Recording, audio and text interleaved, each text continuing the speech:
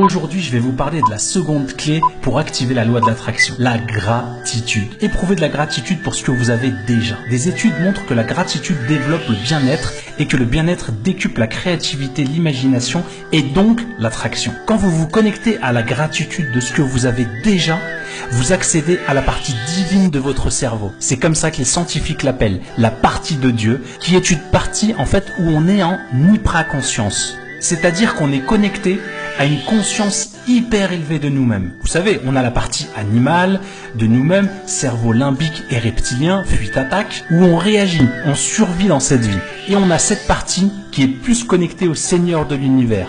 Une sorte d'énergie cosmique comme un cloud qui nous permet de recevoir de nouvelles idées. D'ailleurs, l'histoire nous a montré qu'au même moment, dans différents endroits de la planète, des innovations scientifiques ont fait leur apparition. On pourrait considérer qu'il y a un champ d'énergie et un champ d'information comme un cloud auquel nous sommes connectés. D'après des études scientifiques, ce qui est sûr, c'est que la gratitude est l'outil émotionnel qui ouvre le plus le cœur et la créativité et l'imagination. Pour mettre en marche la loi de l'attraction, il suffit de désirer quelque chose de nouveau, avec de la gratitude pour ce que vous avez déjà, une sorte de lâcher-prise. Et ayez de la gratitude pour ce que vous allez recevoir. Pour résumer, je désire, mais je remercie, donc je m'en fous.